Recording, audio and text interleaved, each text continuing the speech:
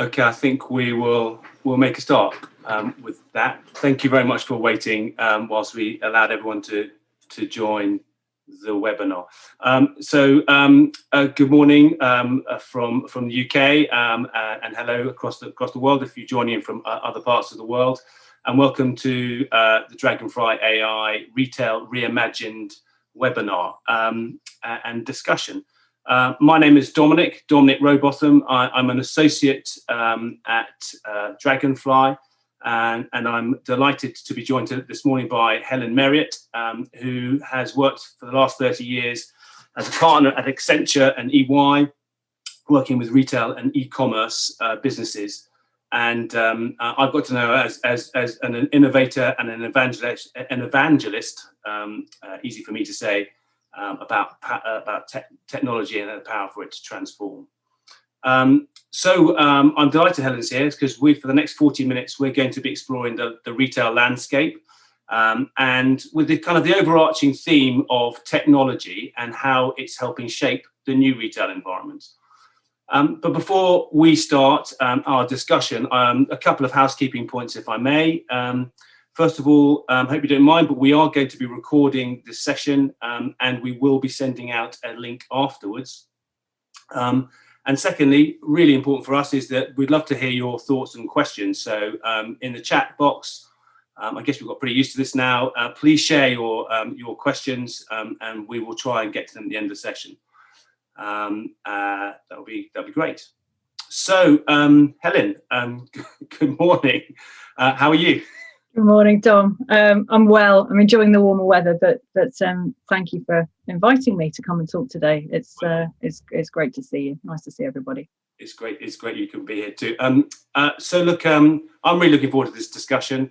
I feel there's an awful lot to talk about. So let's start with this kind of idea that we are at this incredible tipping point, in my view, which is that we've had a year of unprecedented change that's rolled through retail, and as we start to dream and see the future because of the vaccination program and the reduction in restrictions, particularly thanks to the restrictions that we've gone through, we're going to start to dream about what's going to happen next, and how retail is going to respond.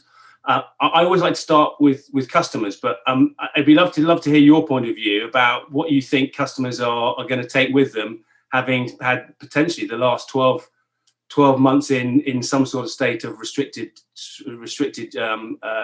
communication and inability to connect with retail. So what behaviours do you think are going to stick with us over the next chapter?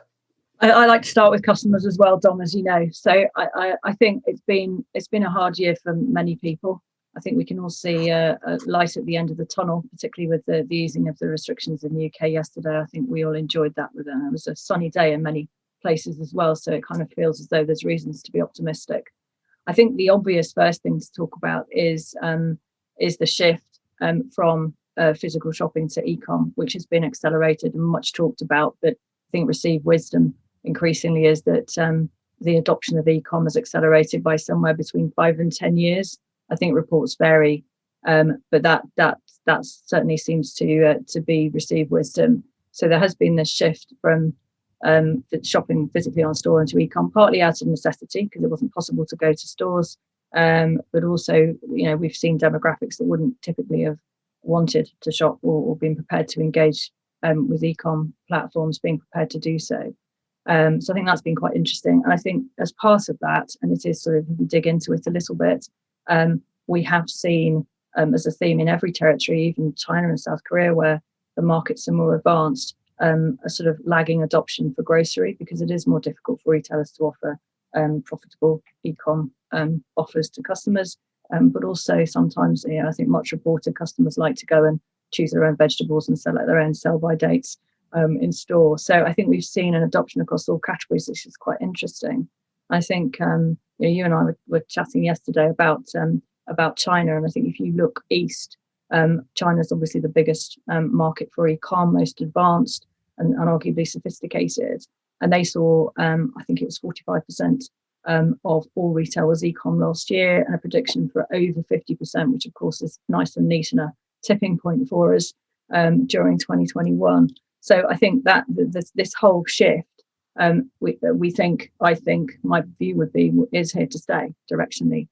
We may find that some categories drop back a little bit, but there's definitely this is something that will be with us.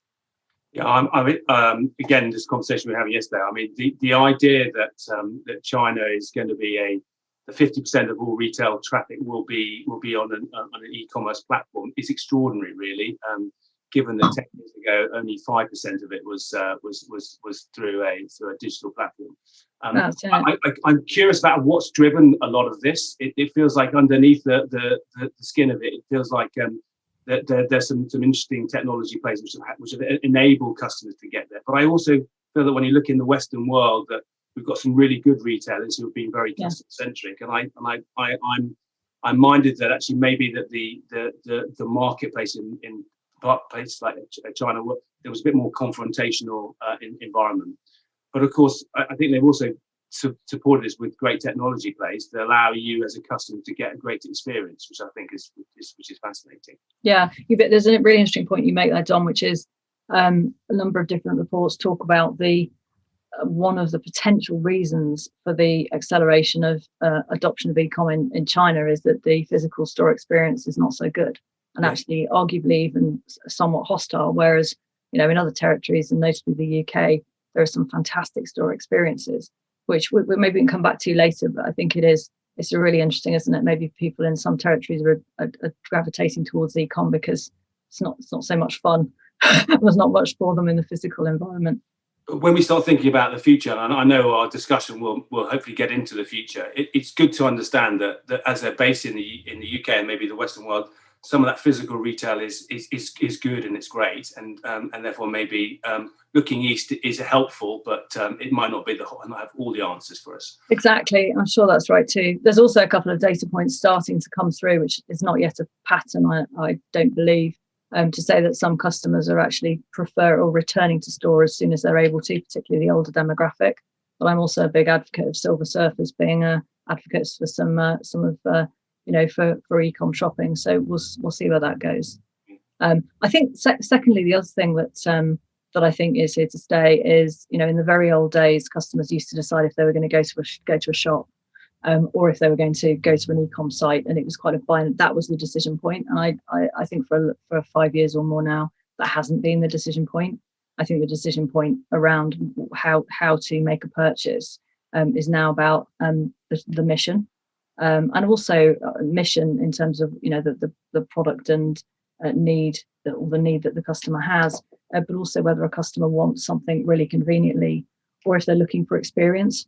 And I think that is very interesting for retailers, and we'll talk more later, to conjure with. So customers are behaving quite differently, and they are often, even though retailers haven't necessarily thought like this, they're blind to whether they're talking to a retailer or a brand through a store or through a website. As far as they're concerned, they're talking to the same retailer. And I think that is also here to stay. And I think with the extent that this sort of in many respects goes hands in glove with the adoption of e-com and the increased adoption. So, when we get to a point where it's 50-50, you really do have to be thoughtful about how you talk to customers, and customers truly don't care anymore. They just want to engage with you and buy a product. Yeah, I really like that. I look at our own behaviour as families and as friends, and you look at the whole idea. I know what I want to buy. I'll buy it. And actually, e-com and the advent of e-com and the becoming more prevalent, particularly on mobile, enables us to do what I think we've all lovingly called dual screening. So watching your Netflix and then buying the birthday present that you needed to buy in a frictionless and easy way. And I think that behaviour is going to stick with us. But I also reflect on the fact that I did go into a shop the other day recently, and I was awakened to the whole idea of discovery and the idea that if I'm looking for things, actually the physical retail platform does give us an ability to see things. Really interested to see how that's going to come through over the future. Yeah, I think that's really interesting, and it can be much more challenging, of course, on e-com to to provide, let's just say, curated discovery for a customer that isn't going to be a turn off or disengaging. So we've covered quite a lot there. There's a couple of other thoughts that I have around what's going to stay. I think there's this theme that's been with us for many years, actually many decades, which was convenience and local. And I think that is, going to continue to be relevant. I think there's a recent survey that said 41% of shoppers would buy more locally or prefer to buy more groceries locally. So I think this is, it's not a new thing. And again, it sort of merges with the last point, which is, if I'm on a mission for convenience, then it's going to be quite convenient for me to pop into the local store, and I trust that local store as well because it's known to me.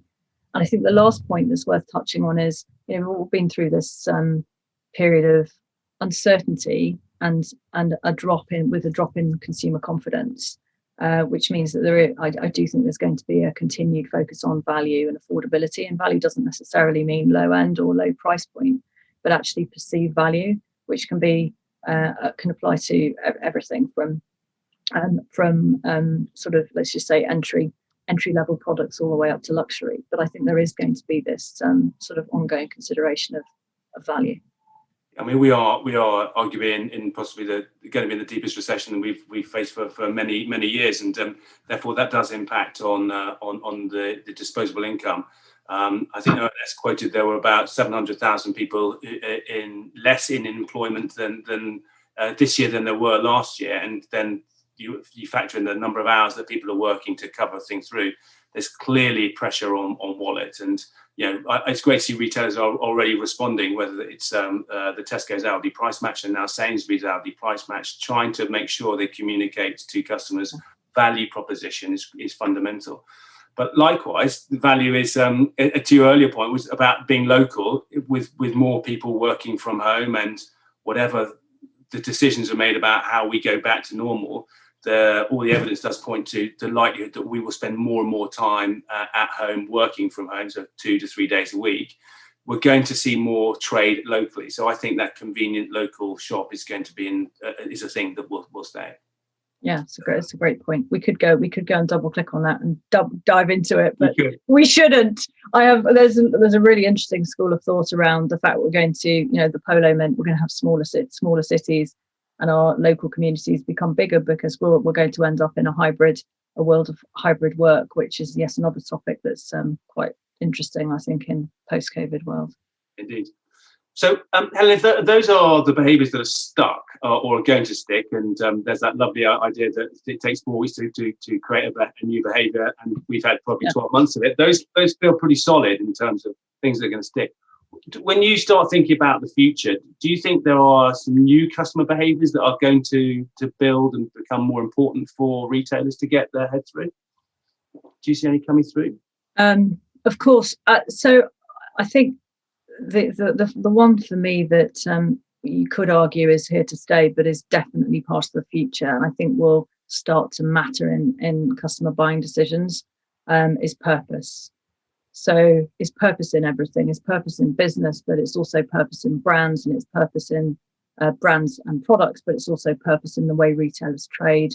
There are so many examples of this. It's often also called conscious capitalism, but I think the recent data point was that 67% of shoppers buy more eco-friendly, sustainable food and grocery products given a choice, which is up from last year. I think we're seeing a bit of a halo effect again from COVID because everyone's done an awful lot of self-reflection in the time that we've had over the last year. But there's also the date, there's some hard data coming through. I always love to talk about Unilever as a marvelous example of a really, of a fantastic brand that's embedded in that is a purpose-led business and always has been. It was founded by Lord Leverhulme back in the day. I'm from the north originally and from a Unilever family, so a huge advocate and watch their progress keenly. And I think the data point you and I were kicking around was the Dove brand, the work they've done to really talk and communicate with customers about the purpose in the brand, and they've seen incredible growth in the Dove brand, which has been much talked about. So I think purpose and what will be interesting about the next sort of burst of 10 years will be how that manifests itself. and whether it becomes the only way to grow. Inevitably, it won't be the only way, but I think it will be really important for customers, and I think they will vote with their spending power. I quite agree. I mean, having spent 10 years at Dunnhumby and worked with Unilever and studied some of the behaviours in the things like the household category and the uptick of Ecover, and asked the question: is this who's buying the Ecover products? Are they true loyalists, etc.? And is there a migration from normal customers into buying more sustainable based products? You can see that's really got some momentum now. And I think about the advent of one of the things I've seen very evidently over the last year is the uptick on the direct to customer platforms. And when I see that, and those brands have come with a conscience, with a purpose, and they are connecting through social channels as well, you go, this has got momentum now, because not only are we alert to this and we're looking for these products, but we've got new entrants who are making more noise for us. So I see this as definitely something that's going to build more momentum over the future. I think purpose. You touched on social commerce. I think increasingly customers have embraced social commerce. I think it's not quite ubiquitous across every sort of age range and group of customer, but increasingly being adopted. I know you talk eloquently about reviews and ratings being part of that, but I do think this is going to be, again, we kind of nod to China and look at how social has made such a massive difference to the acceleration of e-com, and we end up in another upward spiral. But I do think social commerce and adoption of that of all age groups, but particularly as the Gen Y and Z sort of come of age and have the spending power in the family, in the household, I think we're going to see that as being a real force. The story that I love more than anything else on this social thing is my mother. My mother has over the lockdown has increasingly started using. Is she watching, Dom? If she is, hi, Mum. But increasingly she's adopted things like Instagram, and but she's been looking for other ways of some inspiration for recipes and stuff. So she's brought into a recipe box, a small little recipe pasta business. And so you go, well, this company not only had purpose, it stood for something, and it was authentic and a great. Yeah. But my mother accessed it through a social channel, so it taught to so many things. There are new entrants into reaching customers. There are new customers who are buying into this. I just can't help thinking this is going to really momentum in some shape or form. I think that's great, and I think again, and it's adjacent, but it is different. I think there's a point for me, which is during lockdown we've all been locked away. Clearly, clues in the title for those of us who've been following the rules, and not just Gen Y and Z, but all age groups we have seen an increased adoption of gaming. And so there's this piece for me, which is that's quite an interesting trend that's adjacent. But I think we will be seeing much more of the gamification of retail, and at its most extreme, the kind of merging of the real and digital worlds. So there's some really interesting tech that's out there now, which is so I would say firstly, the accessibility of hardware and software in this space is just improving. It's kind of Moore's law, but ongoing. So VR and AR headsets, for example, the hardware and the software to go with is all of a sudden affordable. One of my 11-year-old twin sons declared yesterday the only thing he'd like for his birthday gift was in fact was a headset. So that gives me an indicator that it now is the must-have accessory if you're in that age group. But I think the point being that I've always been an advocate of technology that's available today and is available today or designed today will be mainstream or could be mainstream within 10 years. So I think if you look at the fact that it may have cost £1,000 2 years ago for a headset, you can now get one for 300 quid. All of a sudden we're into that can become mainstream. And I think that the other couple of things that are very interesting that have happened during lockdown, particularly, are the testing or the trialing that's being done with digital runways for clothing. Yes. So think of the fashion shows, and some of that has been, at the very simple and the Zoomification, or the making it available on digital channels, the physical runway shows. But there are also actual avatar and digital clothing mini shows that are now available. You can look on on YouTube, for example, and Moschino had a completely digital video that they created. So there's some very interesting stuff there.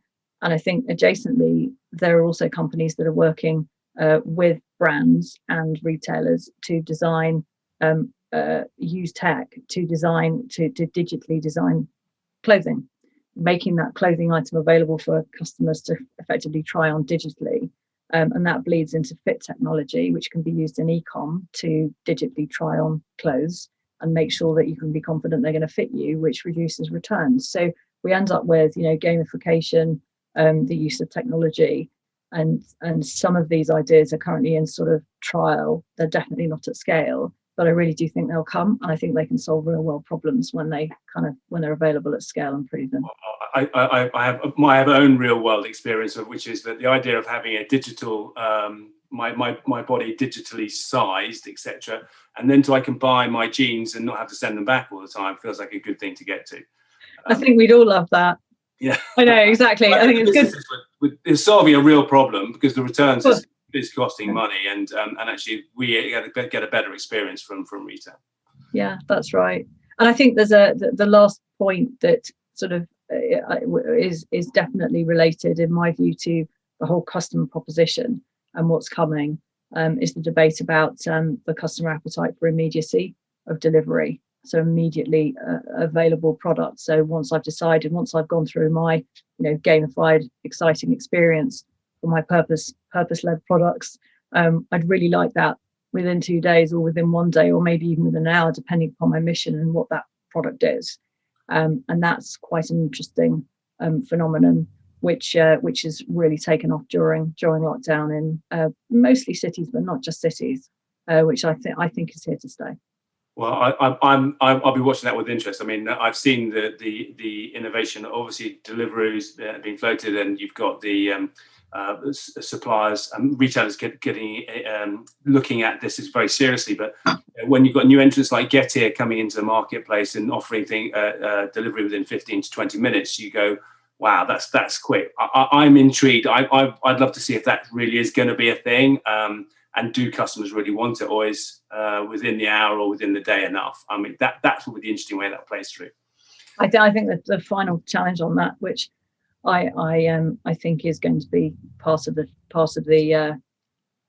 complication that might stop it becoming mass adopted, is the affordability for retailers and customers, and how prepared retailers are going to be to pass that cost on to customers, and how prepared customers are going to be to pay a premium for that kind of immediacy of availability. So I think it's one to watch, but I'm a believer.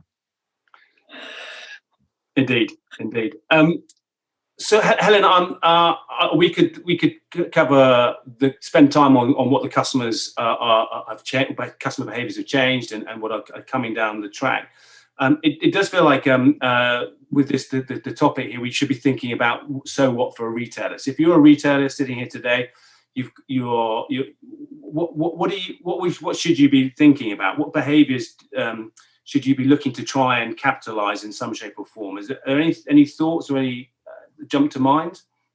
So, I mean, the first thing that I think I have seen the whole of the retail industry, almost without exception, kind of rise to the challenge of the last year.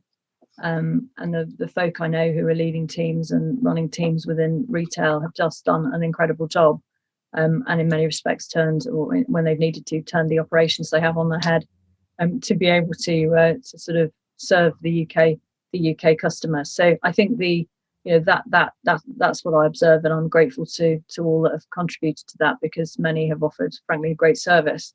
I think the impact of that on the businesses is different depending upon whether they're e-com or they're what we call a more traditional bricks and mortar and sort of retailer, and they're all kind of now reflecting quickly on what they've learned having the conversation about what's going to stick in terms of customer behaviors and where they think they'll be in a year, 2 and 3 years time, and making a plan. And I think so that's the first thing I think that retailers are doing. I'm absolutely sure of it, to sort of to regroup post this phase, as we know we're coming out of the pandemic, is to really reflect hard on what's going to stick. So in terms of what they've seen over the last year, what have they seen in terms of customer missions and customer journeys across all channels, thinking completely omni-channel, channel blind.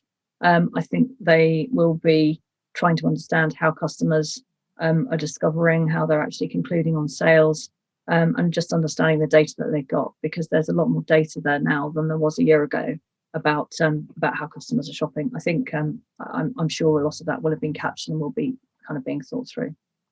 I also think there's a lot, the technology and the ability to go and actually really understand the customer journey is much more advanced now. There's this great capability with connected communities that you're able to poll very quickly. So I'm confident that if there's an appetite to seek to understand customer journey, that retailers can find that information quickly and pretty affordably, I guess.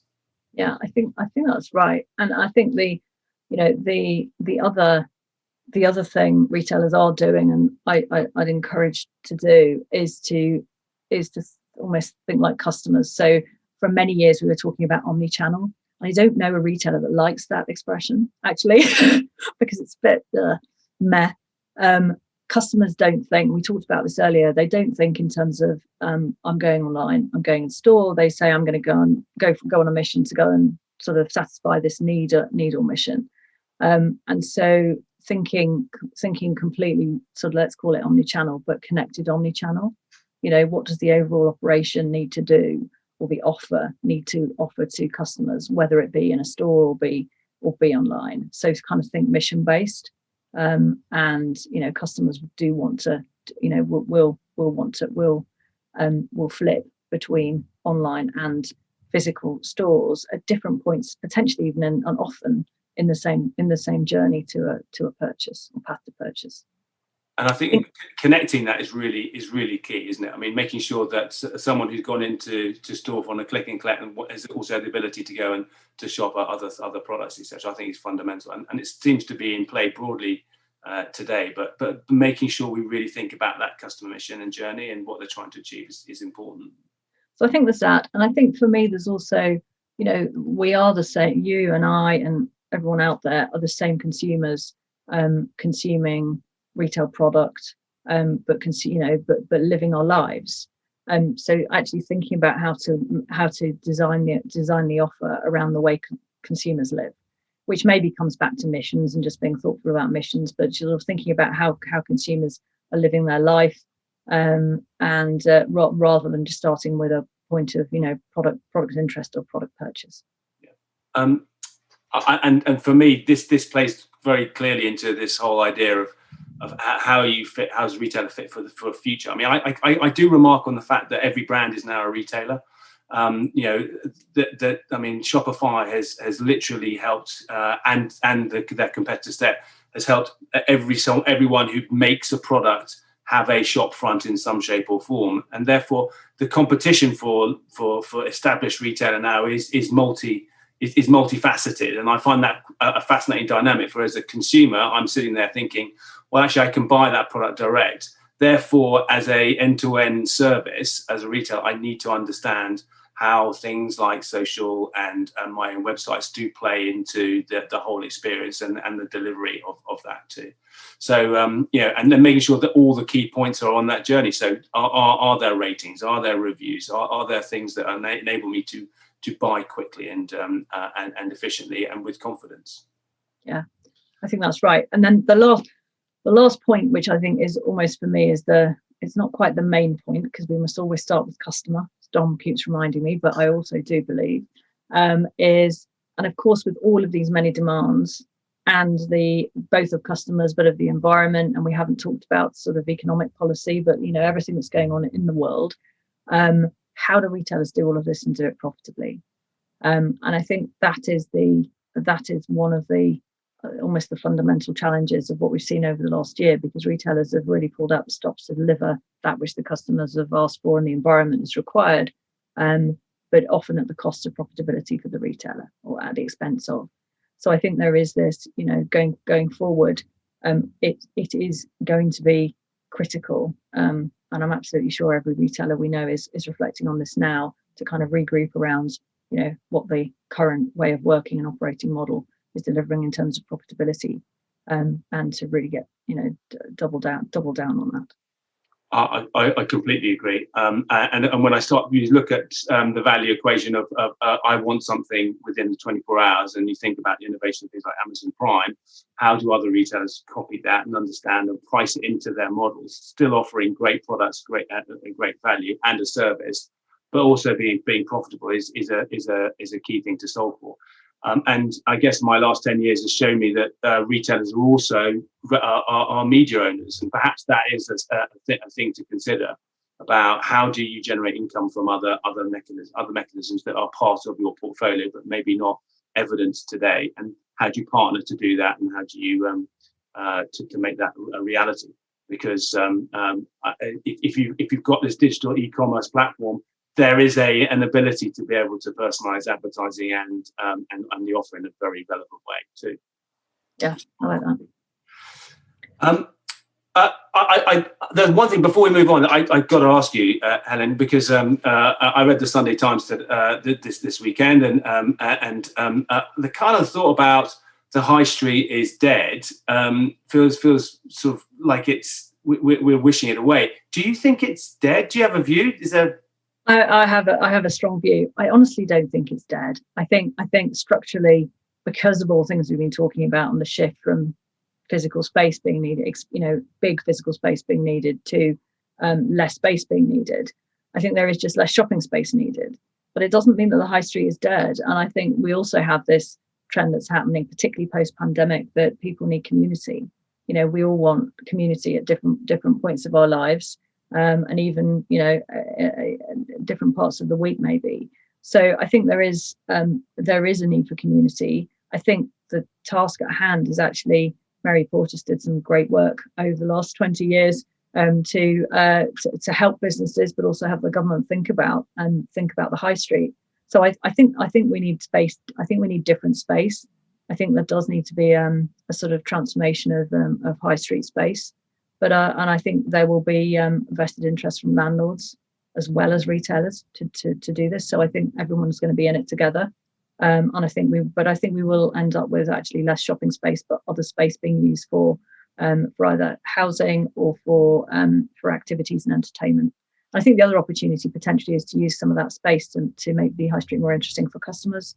So potentially to have pop-up stores, maybe marketplaces for small brands or local craft businesses. So I think that's what I'd like to see, and I think it will happen. I think it is starting to happen. It's but these projects and programs tend not to be quick.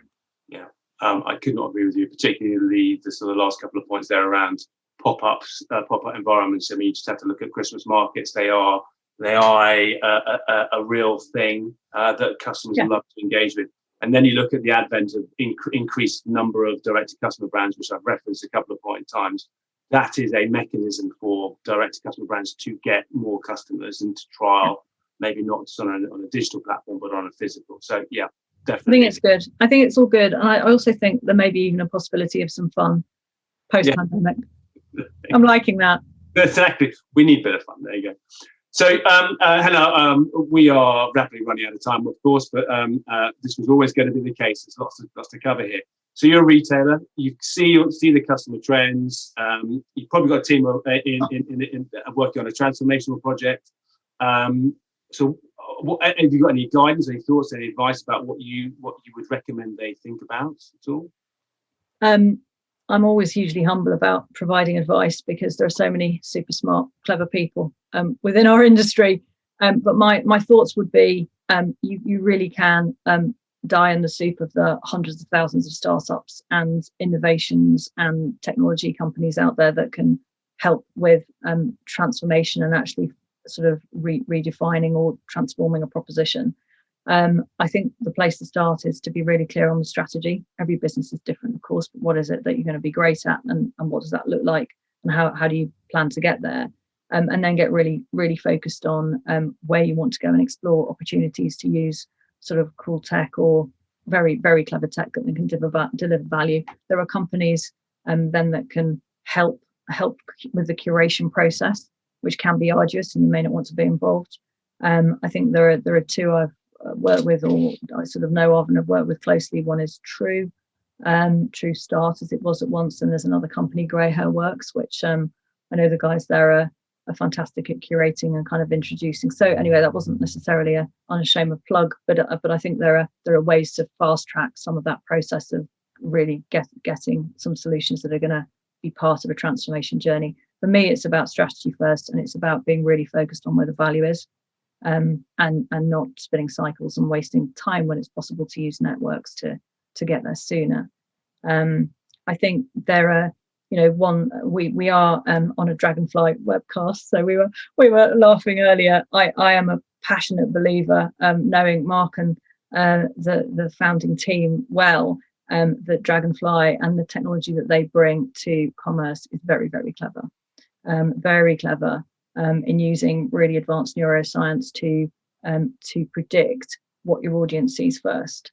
And the way I see that applying to retail is, of course, it applies to creative content building, and the marketing team, the creative team, and the ad team, but it also applies to those looking at user experience and helping understand how we can get consumers to have a great journey, not be overwhelmed by content, and convert at the end of the journey and buy a product that they are really content with. So I think that's very, very exciting. And the platform for this conversation, even though not the focus of the conversation, there are lots of other solutions. But I am excited by that, and I think it's a young company, but absolutely fantastic opportunity. Bravo you! I completely agree. And if we think about anything that's come out of this discussion and debate, is that we recognise that retail is incredibly competitive, and if retailers and brands are going to stand out, how do you stand out? By having comms and a in-store environment that is visible and seen by customers, and therefore technology like Dragonfly does help solve for some of those problems. So that's why I'm an unashamed associate and a big fan. We have massively run over time, but wow, wonderful. Are there any last thoughts you'd like to leave before I do a quick wrap up and say thank you? Just thank you. I've thoroughly enjoyed it, and I hope everyone watching has taken at least one thought away. I think it's a really exciting time for retail. I think there's much to do, but fantastic opportunities. Could not agree. It is retail's always been exciting through the competition. I think it's to your earlier point, actually, I really resonate that retail has been extraordinary over the last year in helping people feed themselves or survive in many ways. And the sheer size of the task must have been daunting, but an incredible effort to make sure everyone was fed and kept safe at home was extraordinary. So a big thank you from me as well. Thank you to you, Helen. It's been a great discussion. I really enjoy working with you on this as a project. Thanks to the Dragonfly crew. Genuinely brilliant business and brilliant software. And thank you for giving us this opportunity. If you have asked questions, we will reach out to you and answer those questions directly. And this recording will circulate post this session. But from Helen and myself, thank you very much for attending, and may we wish you a fantastic rest of the day. Thank you very much.